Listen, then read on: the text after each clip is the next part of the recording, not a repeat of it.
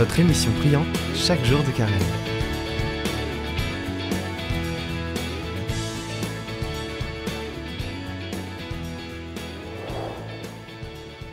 Chers amis, bonjour, nous nous retrouvons aujourd'hui donc pour notre 3e jour. Et aujourd'hui, Jésus nous pose une question là aussi très personnelle. Homme de peu de foi, pourquoi as-tu douté? Nous réfléchirons donc à notre degré de foi, notre capacité à croire aux promesses du Christ.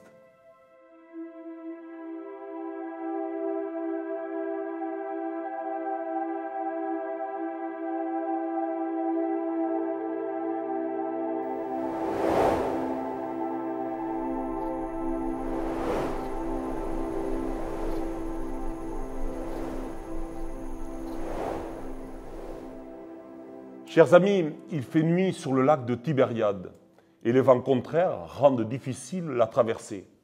Certes, une telle situation, les disciples de Jésus y ont déjà fait face. Mais alors le Maître se trouvait avec eux dans la barque. Aujourd'hui, ils sont seuls, ou du moins le croient-ils, car si Jésus est effectivement resté prier sur la montagne, il doit à l'instant même prier le Père pour eux. Mieux encore, il est en train de les rejoindre et va à leur rencontre en marchant sur les eaux.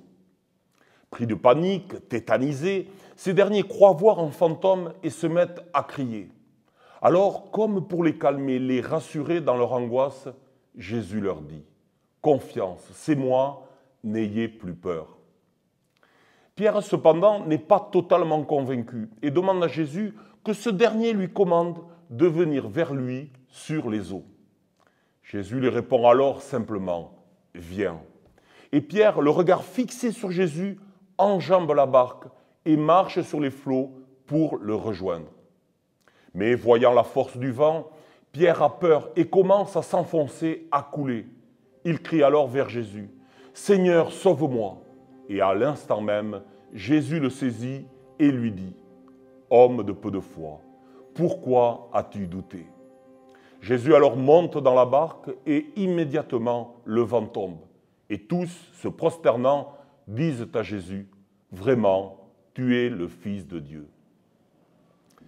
Chers amis, qu'il est beau ce récit de l'Évangile et comme il nous rejoint dans notre quotidien de croyants, nous qui souvent sommes effrayés par les tempêtes de la vie et doutons du secours de Dieu et de la présence de Jésus à nos côtés dans ces moments-là. Cette barque battue par les flots qui symbolise la vie de chacun, mais aussi la vie de l'Église, ne coulera pas.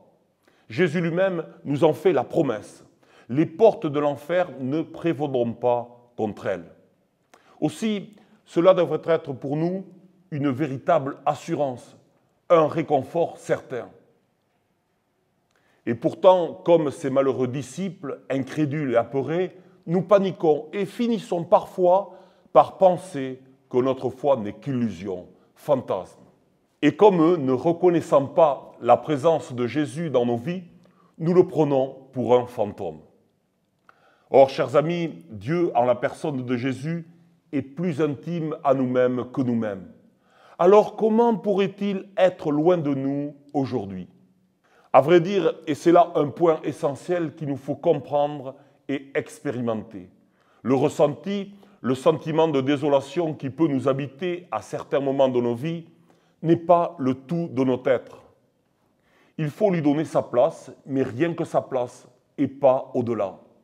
En effet, et beaucoup l'ignorent, le combat spirituel fait partie intégrante de la vie du chrétien.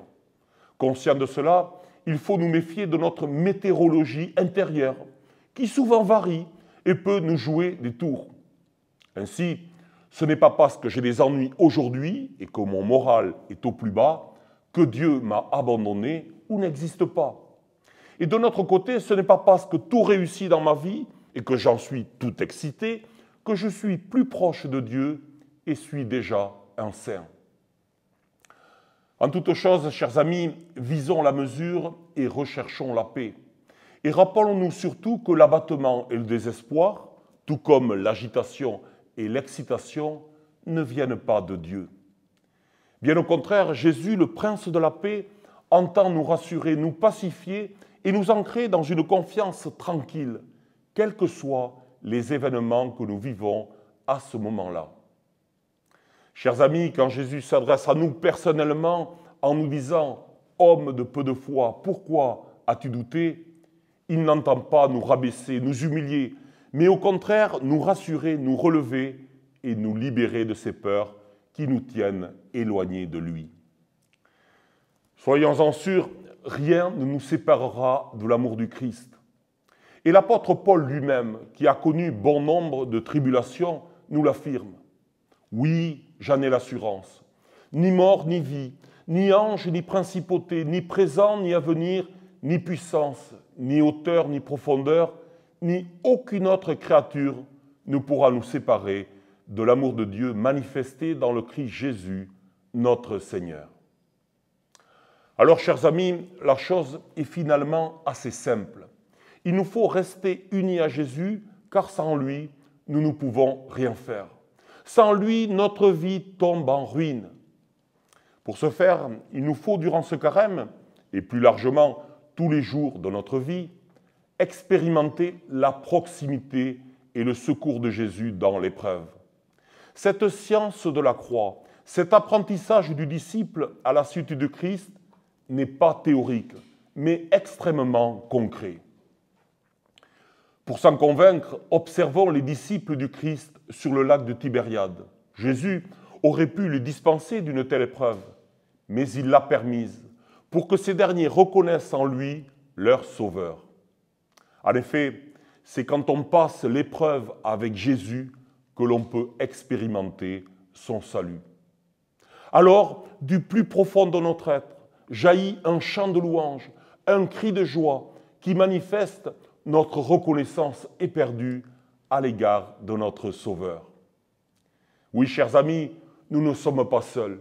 Et Jésus en personne assiste chacun de nous. Mieux encore, et comme il l'a fait avec l'apôtre Pierre, il nous appelle et nous adresse personnellement cette parole. Viens et suis-moi.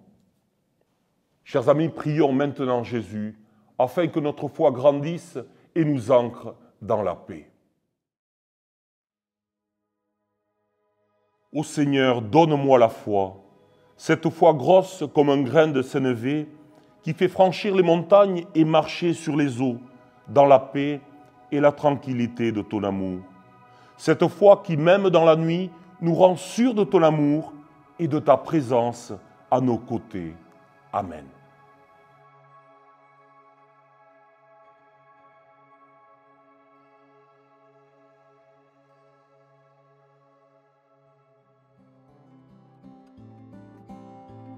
Chers amis, en ces jours de carême, engageons-nous à prier quotidiennement pour que la foi en Jésus surgisse et grandisse dans nos cœurs et celui de tous nos frères.